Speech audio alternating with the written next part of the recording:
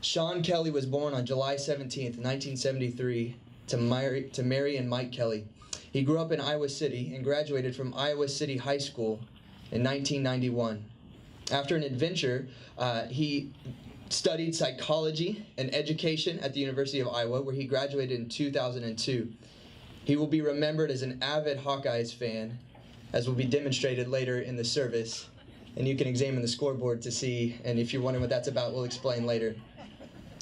Sean began working in Round Rock Independent School District on August 9th, 2002 at Blackland Prairie Elementary, where he taught first grade and fourth grade. In 2008, he began working at Stony Point, where he taught special education, was an inclusion teacher, assistant track coach, head girls soccer coach, assistant tennis coach, and the head cross-country coach. He did it all. He's remembered as being a great friend, selfless, caring, hardworking, professional, a great neighbor, and so much more. For Sean, his work was more than a job, it was a calling. This was demonstrated by his willingness to drive students on the bus to many events, as many of you probably rode with Coach Kelley to different events, and his presence at the home of his students who he cared for meant a lot to many of us. Sean will be gravely missed by his family, his friends, and those students who loved him dearly. If there's one thing I can say about Coach Kelley, it's that he never gave up on me. When I first started playing, I was a really timid player, and I was constantly pushed on the ground, and I would shy away from the ball all the time, and he would countlessly give me pep talks about how I needed to stand up for myself, and I continued to be really passive. And one time he had just gotten so sick of seeing me get pushed around that he yelled at me. And that game I stepped it up and realized that I need to stop getting bullied on the field. So he noticed that that's what it took to get me to play the way I needed to play, and so after that he would yell at me before every game and follow it with a hug or a fist bump. He pulled me aside at a practice, introduced himself, and he said, "Hey, I'm Sean Kelley, I went to one of your games, and I'm going to be your coach next year on the team, and the first time I saw you play," he was like, "What's that little girl doing on the field?" And I was like, "Oh." And he was like, "But then you made a tackle and it was awesome." And he was like, "In the few years that you're going to be here," he's like, "you're going to be one of our captains. I know it." And so I think it's awesome that he believed in me even before I even knew him, really. I met Coach Kelley as an 8th grader. He had come to Hernandez and Hopewell, the annual rival soccer game. And he was scouting for incoming freshmen for the women's soccer program. After the game finished, he introduced himself to me, and I told him my name, and he kind of just stared at me with a blank face. I already knew that he couldn't pronounce my name, like most coaches and teachers can't, so I told him, "Don't worry about it, just call me Delabra." And every time he saw me in the hallway, whether I was out on the field running, he would always say, "Delabra!" My fondest memory of Coach was when we were at a cross-country meet in Lago Vista, and they were playing some weird old music over the intercom, and out of the corner of my eye, I see Coach Kelley do a cartwheel, and he just starts dancing. And at another cross-country meet, the underclassmen had left this really heavy tent on the bus that was on the opposite end of the parking lot, and Coach Kelley tells us, "Well, you have 10 minutes to go get the tent, or you're all going to be running with weights." So, I think it was 3 or 4 of upperclassmen girls. We run out to the parking lot, and we're trying to lug this tent, and we get back to camp, and Coach is like, "Great, you had 6 seconds to spare." Dear.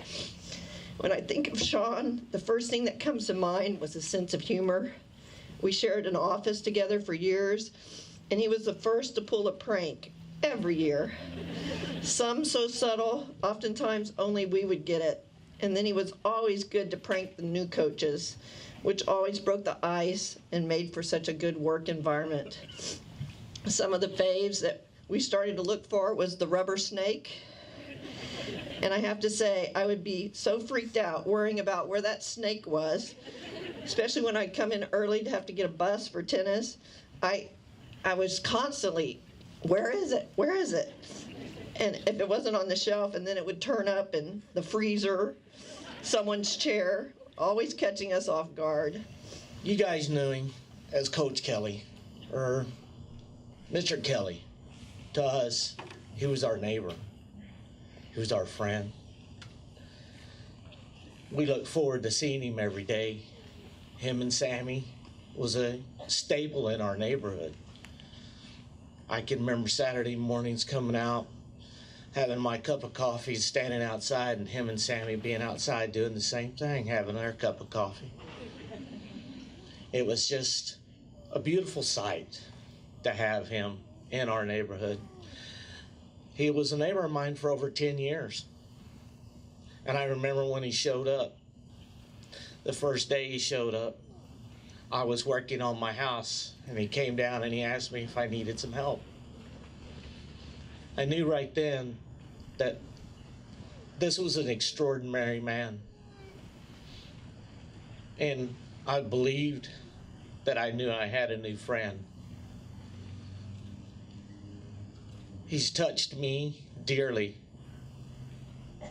I have a 4-year-old and a 2-year-old that they love Mr. Sean more than anything in the world. I met Sean over 15 years ago, and I was hanging out in the man cave, and he was looking for another poker player. And as he walked up, I said, "Nah, we gave at the office." He got a nice little chuckle out that, and he said, I'm Sean Kelley. I live down the neighborhood. And I asked him how he spelled his name, and he said, well, Kelley. And I said, well, every Kelley's welcome here, regardless if they misspell their last name. Since then, we have become really good friends. I spent a lot of time talking with him. I learned that he was a dedicated friend. He loved to cook for his friends. Invitations included the full spread with snacks and drink in a gigantic fire pit. And man, did that guy like fire. Sammy, his dog, who's here today, was a constant companion and went everywhere with him. And he was well loved. He loved teaching and coaching. The single greatest thing I will miss about Sean is, on a great number of occasions, we solved all the world problems over a cold beer in the man cave. And that's just, it won't be replaced. Thank you. And I'll never forget the day when he first got the job. He studied all of us, so if any of you knew him, you knew how planned out he was. Everything had to be color coordinated, everything had to be organized weeks before, he had to have everything planned out, know everyone's name, everything accordingly, OCD, and nothing could ruin it. As soon as something went wrong, there you go. So with that, I think right away, ultimately, he invested in us, and at the time, we were kind of a team that no one wanted to invest in, more like a repair shop team. No one cared about us. And Coach Kelley had something in himself where he believed in us when no one else believed. He saw value in us when no one else saw value in us. He loved us when no one else loved us. And I think that's something we should all come and try to emulate. And so this day, it's a tragic reality, but I think something that we should all try to do is help his legacy live on by actually emulating the kind of person he was. If a lot of you didn't know, he was very, very active in inclusion, especially with a lot of kids with developmental disabilities. And that's something he came and taught to us, not just as a coach on the field, but he taught us those things outside of the field. And he taught us about inclusion, loving everyone unconditionally like he would. And I think that's how we should continue to live this, to help his legacy live on, is to emulate the person he was in everything we do. And ultimately, that's how you fulfill Coach Kelley. Coach Kelley was our soccer coach for 3 seasons. However, he wasn't just a coach to us, he was our mentor. He gave us advice, not always when we wanted it, but when we needed it most, definitely. He was probably one of the most optimistic people that I've ever met. We could be down 5-0 and still there's Coach Kelley, managing to believe in us and our abilities to make a comeback. I know for me personally, I had an illness that made me miss an entire soccer season. And even though I couldn't play, Coach Kelley always included me with everybody and just made sure that I was still a part of the team. He never stopped believing that I could make a healthy recovery and come back to the team. He was so sure of my abilities and my talents even when I wasn't, and I'm grateful for that. Whether it was cross country, soccer, tennis, or helping out with academics, Coach Kelley had a huge impact on this school. Coach Kelley was with the cross country kids for around 2 years, and in those 2 years, he went to every practice, every meet, always with encouragement, and that's how I want to remember him, as someone who goes above and beyond for his teams and students. To me, he will always be the man who rode his bike with us on mileage days, passed out fruit after workouts, and always wore a bucket hat. Thank y'all. I was fortunate enough to have him as a coach for 2 sports. Coach Kelley's gift to soccer and cross-country program was that he urged and fostered intensity. He didn't care whether we were winning or losing. In his eyes, it was about how much work and effort we put in.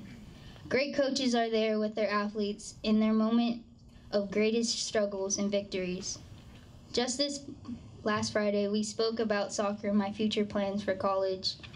He always checked on students and athletes because he was a caring, kind person. I've never met a more genuine, kind-hearted, supportive, and constantly uplifting person. He will forever be a beating pulse in the center of every person he touched, giving us strength.